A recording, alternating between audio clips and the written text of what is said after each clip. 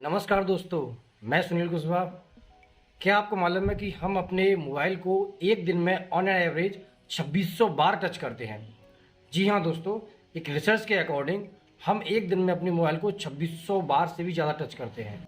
एक रिसर्च के अकॉर्डिंग जो इंडियन है उनका कोविड के बाद ऑन एन एवरेज एक दिन में लगभग 7 घंटे मोबाइल यूज़ करने का टाइम रहा है। मतलब आप सोचिए कि आप अपने एक दिन में लगभग 7 घंटे से भी ज़्यादा अपने मोबाइल को यूज़ करते हो, मोबाइल के सामने बैठे रहते हो।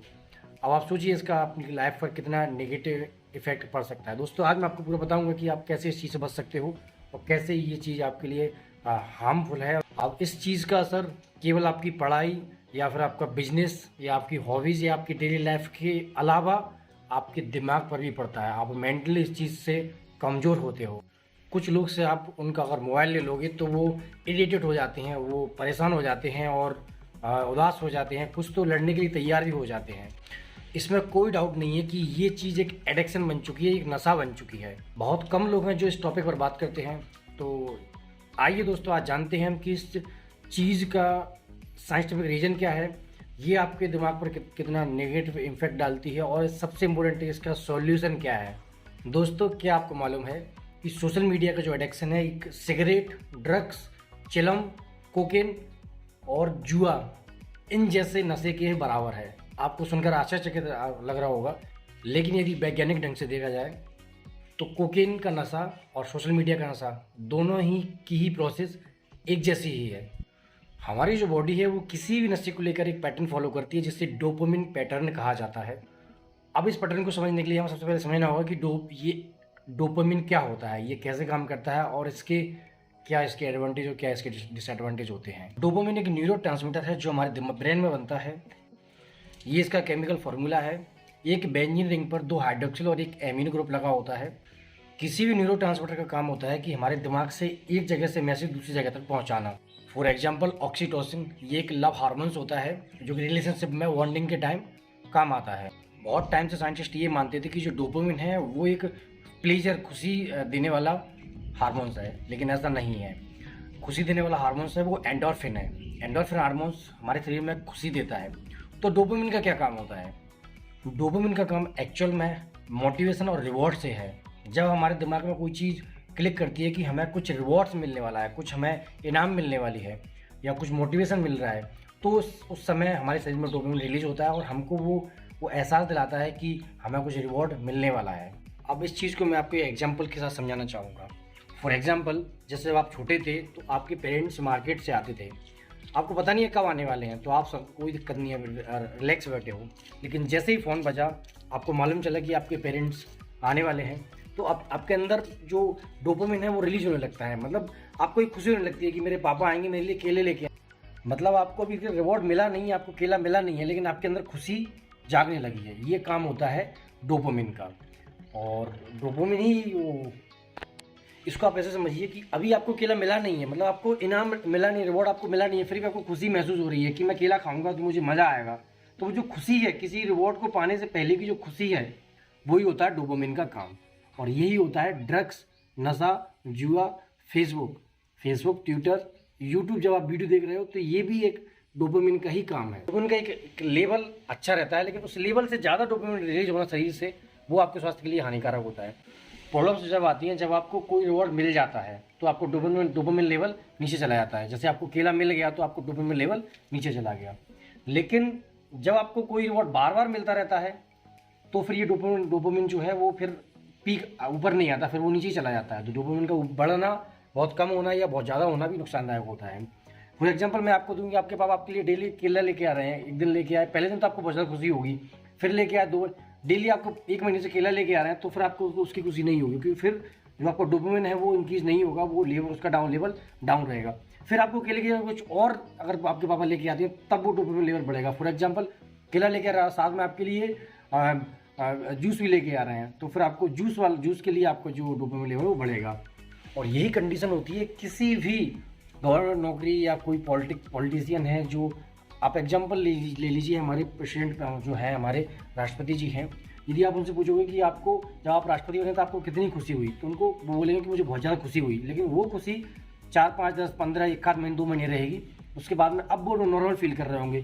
तो राष्ट्रपति बने थे उस टाइम जो उनको खुशी हुई थी, वो वाली खुशी अभी नहीं है। हालांकि उनको रिवॉर्ड मिल चुका है, लेकिन अभी वो खुशी नहीं है।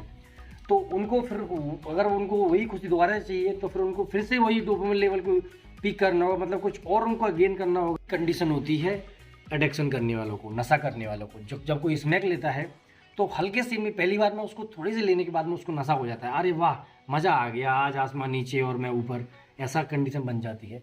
लेकिन जब वो डेली उतने लेता रहता है, फिर उसका शरीर उसके लिए हैबिचुअल हो जाता है, उसके शरीर में जो डोपामिन लेवल है वो फिर बढ़ता ही नहीं है।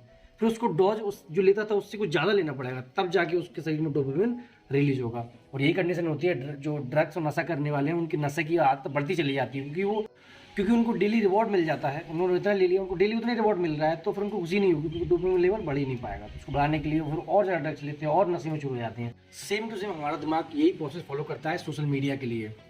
जब आपने अपने मोबाइल पर नोटिफिकेशन देखा तो आपको खुशी होती है कि कुछ इसके अंदर कुछ अच्छा होगा, कुछ रिवॉर्ड मिलेगा मुझे, तो आपके शरीर में डोपामिन रिलीज होता है।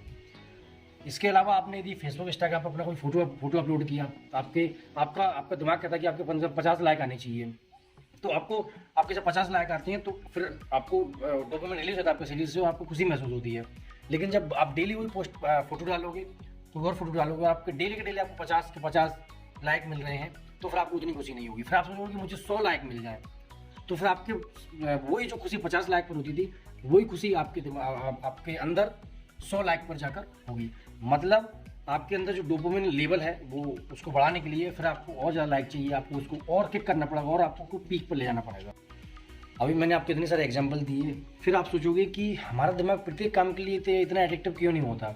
जब हमारा जो ब्रेन है सब प्रत्येक नशे के लिए, प्रत्येक एडिक्शन के लिए सेम प्रोसेस फॉलो करता है, तो क्यों ना हम जितना ड्रग्स के प्रति एडिक्टिव होते हैं उतना हम IIT निकालने के प्रति या फिर हम अपनी स्टडी के प्रति या हम अपने पैसे कमाने के प्रति एडिक्टिव हो जाएं। तो इसके 2 रीज़न हैं साथियों। सबसे पहला है एज ऑफ एक्सेस और दूसरा है speedy rewards. Ease of access मतलब आप उसको कितनी जल्दी एक्सेस कर पा रहे हो, आप उसको कितनी जल्दी यूज़ कर पा रहे हो किसी चीज़ को, वो एज ऑफ एक्सेस हो गया। स्पीडी रिवॉर्ड मतलब कितनी जल्दी उस चीज़ का आपको रिजल्ट मिल रहा है, तो ये हो गया स्पीडी रिवॉर्ड्स। आप किसी मजदूरी करने के बाद जो पैसा कमाते हैं और एक जुआरी वो भी पैसा कमाता है, तो जुआ के प्रति आप क्यों अडिक्टिव होते हो, आप मजदूरी के प्रति क्यों नहीं अडिक्टिव होते? क्योंकि आप दिन भर मजदूरी करोगे तब आपको शाम को जाके 500 रुपये मिलेगा। लेकिन कसिनो में क्या होता है, आपने तुरंत ही पैसा लगाया और 2 मिनट में उसका आपको रिवॉर्ड मिल रहा है, मतलब रिवॉर्ड उसका बहुत ही स्पीड से मिल रहा है। यहाँ आपको पूरे दिन काम करना पड़ेगा, 8-10 घंटे काम करना पड़ेगा, तब जाके आपको 500 रुपये मिलेगा।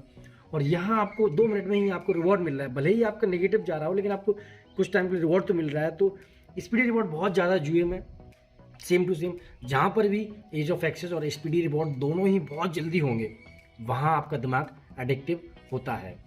Same to same Facebook, YouTube, Twitter, WhatsApp, जितने भी सोशल मीडिया नेटवर्क हैं, ये सब आपको यही ईज ऑफ एक्सेस और स्पीडी रिवॉर्ड वाले प्रोसेस को फॉलो करते हैं।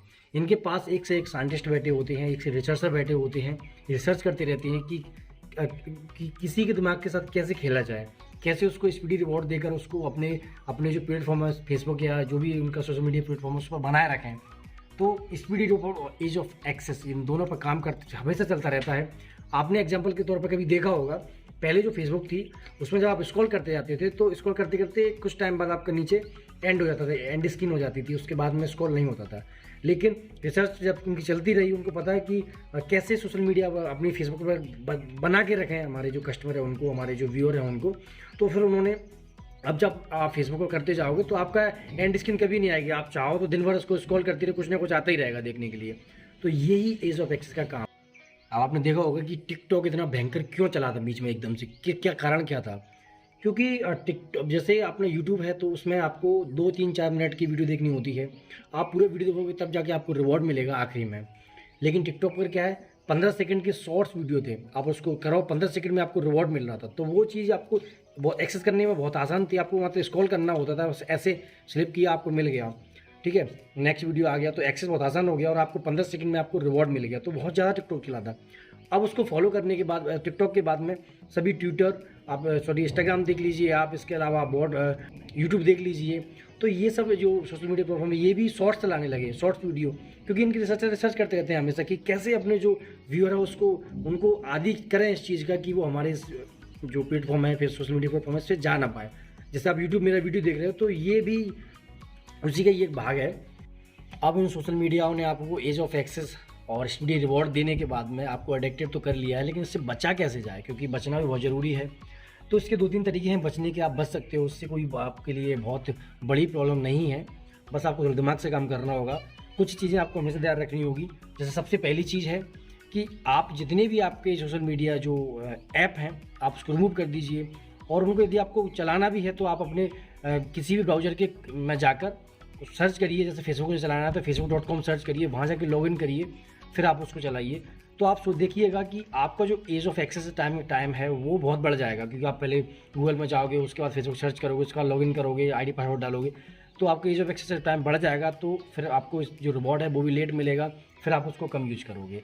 सेम टू सेम आप यही इंस्टाग्राम पर, यही आप यूट्यूब के साथ कर सकते हो। तो आपका जो रिवॉर्ड है वो आपको लेट मिलेगा।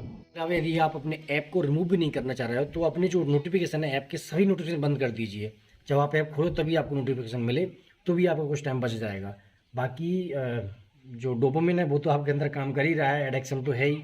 मेरा काम आपको बताना था कि आपका दिमाग कितना गलत दिशा में जा रहा है, आप कितने रॉन्ग दिशा में जा रहे हो, डायरेक्शन में जा रहे हो। और आई थिंक आपको ये पूरा समझ में भी आ गया होगा, क्योंकि इसका एक साइंटिफिक रीजन भी था।